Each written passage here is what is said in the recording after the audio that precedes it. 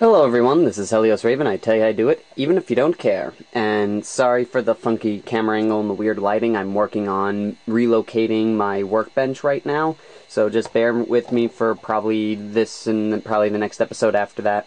And today we're going to talk on our special on Battlefleet Gothic, is the battlefield itself. Now, in the rulebook, what they called these pieces of terrain, they call them celestial phenomenons, because they felt that kind of sounded a little bit nicer than terrain or space terrain or anything like that. So, in general, they're just basically called celestial phenomenons. And what you do is there's actually multiple of different ways that you can set up the battlefield.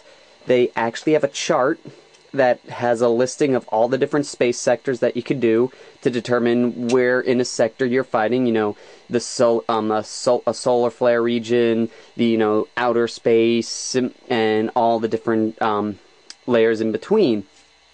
And depending on which region you are, they do have a chart where you can roll a dice to determine which type of terrain pieces you have.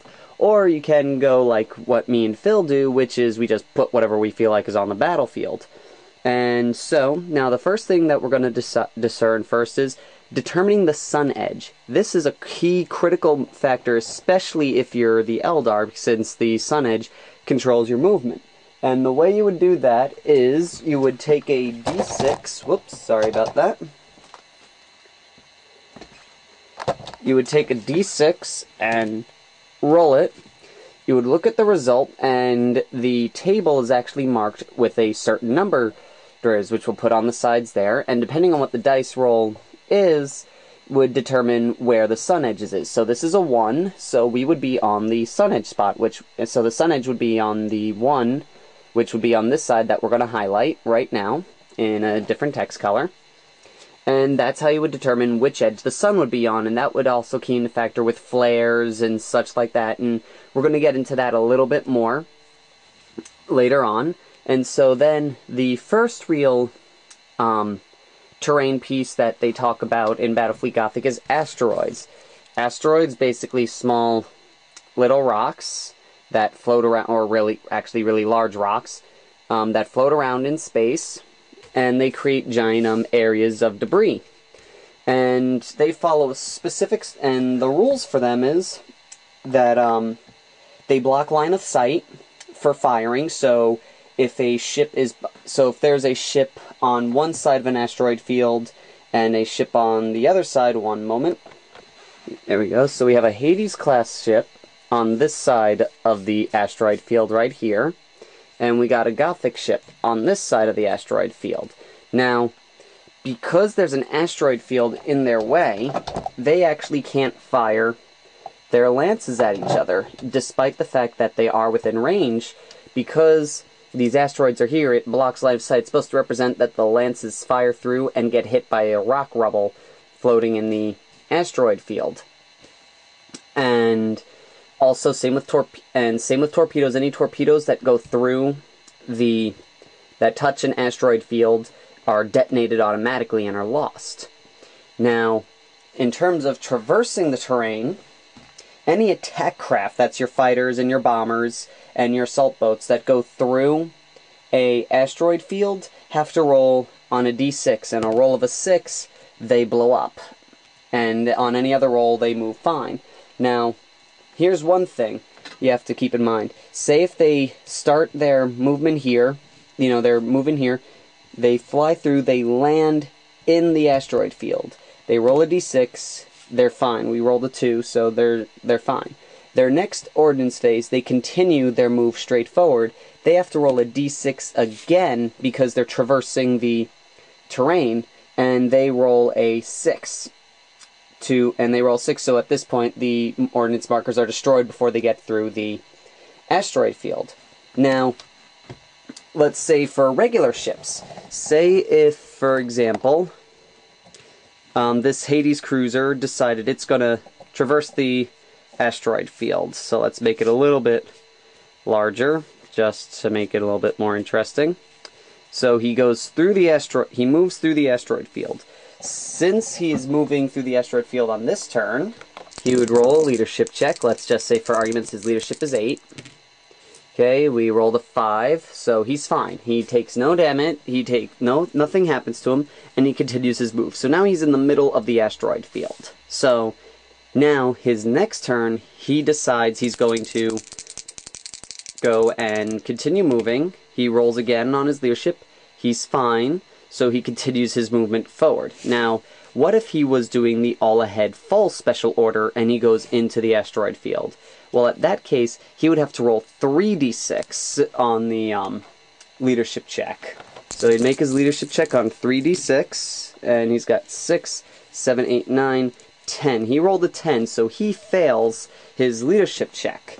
And he now suffers 1d6, I'm sorry, 1 second.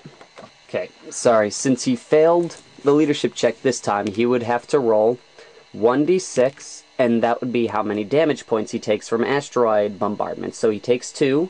His shields absorb damage as normal, so we would place 2 blast markers on him in any direction that you want, I would say, because I'd probably put him in the front because that's where he was traversing in that sense. So he takes the 2 blast markers, and then he's fine. Then his next roll, since he's no longer his next turn, since he's no longer under all-ahead full special order, he would roll again.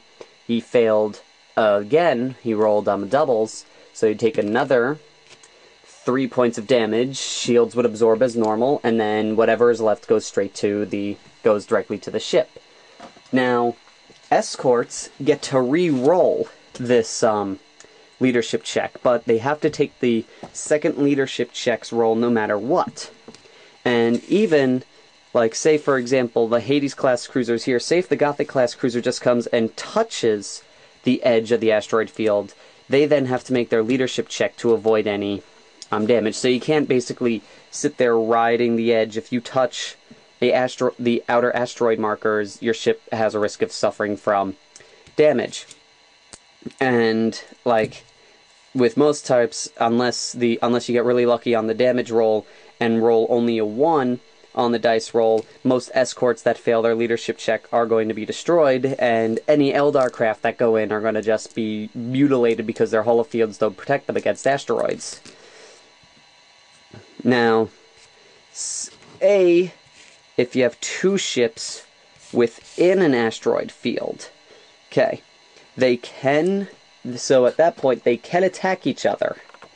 Okay, now since both ships are in the asteroid field, they can fire at each other, as long as they are no farther than 10 centimeters apart from each other, and they can only fire lances and weapon battery type weapons within the asteroid field. Also, any Hulk that drifts into an asteroid field is automatically destroyed and removed from game. And also, let's see. I forgot to mention, all weapons that fire in the asteroid field are all at half strength and firepower. Crippled or braced ships may not fire in this manner. So basically, since they're already halved, they're halved again, and so they have 0 value at all if they're a crippled or braced ship. So the benefits of going into asteroid fields is you can keep a ship safe from, say, nasty vessels that are coming by and get them from behind. Like, say, for example, like classic Chaos. A Gothic ship could be in here, very weak. He could hide in the asteroid field until the Gothic ship passes him if he's not brave enough to traverse the asteroid field, and then come out right behind them and let him have it. Also, and that's basically it for asteroid fields. The next thing, and probably the last thing for this video that we're going to cover, is dust clouds. What dust clouds do is they basically are a spot where there's debris just floating around in like it's like dust ball, and their effect is any ship in base contact with the gas or dust clouds have the same effect as a single blast marker in all respects, on firing, movement, shields, leaderships, and ordnance. Eldar and their kin can make a leadership check to ignore all the effects of gas clouds, and their escorts may re-roll this result for fire. If passed, it will take no damage, nor suffer any effects of being in contact with it. So see, gas clouds are very nasty against Eldar because they count as a blast marker, which means they would suffer a point of damage unless they pass this check, and their escorts get to re-roll it. Regular ships just suffer the regular form. They treat it as if they're sitting, as if they have a blast marker on their stand, and so they reduce, their for shooting with their weapon batteries, for moving, special orders, and all that jazz. Basically, you basically treat a gas and a dust cloud as a giant blast marker that the Eldar have a chance to ignore the effects of. And then basically with placement with both of them, dust clouds, they say dust clouds should be about D6 times 5 centimeters long by D6 times 2 centimeters wide. And asteroid fields, they say, should be D3 times 5 centimeters long by D3 times 5 centimeters wide. But personally, you can basically have them in any way you want, any way you wish. They do say that dust clouds should be running parallel to the sunward table edge, while asteroids fields, they say they should be like dust clouds, and asteroid fields are placed so that they run parallel to the sunward table edge. In terms of actually following that rule, but canonly, I would say if you and your opponent don't care, then you can place them either way you want. As you see in my games with Phil and I, we've done it in any way that we wish, but I guess, running it by parallel with the table edge is supposed to be more scientifically sound with how dust clouds and asteroid fields operate. But, that's one of these rules where you can probably give a little bit of leeway with. And the next thing that we'll briefly talk about for now, just to give you a little heads up, is planets. Planets are a very interesting piece of terrain, and they have a very big effect. They basically represent they could either use a template or a giant styrofoam ball like I use, and what they do is they do block line of fire. So, a Gothic cruiser on this side of the planet and a Chaos cruiser on this side of the planet, they couldn't shoot at each other because they have a giant landmass in front of them that kind of absorbs all the hits. And let's see, they block live fire. Any torpedoes that strike it are detonated. It's basically they hit some surface of the planet itself. Hulks which drift into a planet are also destroyed. Ships may move through a planet by passing over or under it. So technically, you could go, okay, he's now over it or he's under it, and have him continue going forward. So you basically, if you're using a styrofoam ball, you would probably either want to get some markers to mark where he is on the planet, or just have it where he has to pass completely over it in order for him to move through it and such. Like Phil at one point actually just had it balanced on top of the planet itself. So you have to go with that with whatever works best in your situation. And every planet is surrounded by an area of space where a gravitational pull is strong enough to affect shipping. This area is referred to as its gravity well, and the gravity well extends out to a set distance from the edge of the planet template and affects the ship's maneuvering as follows. The typical, I'm going to put a list in the description, the average size of planet templates, and a list of how large their gravity wells could be.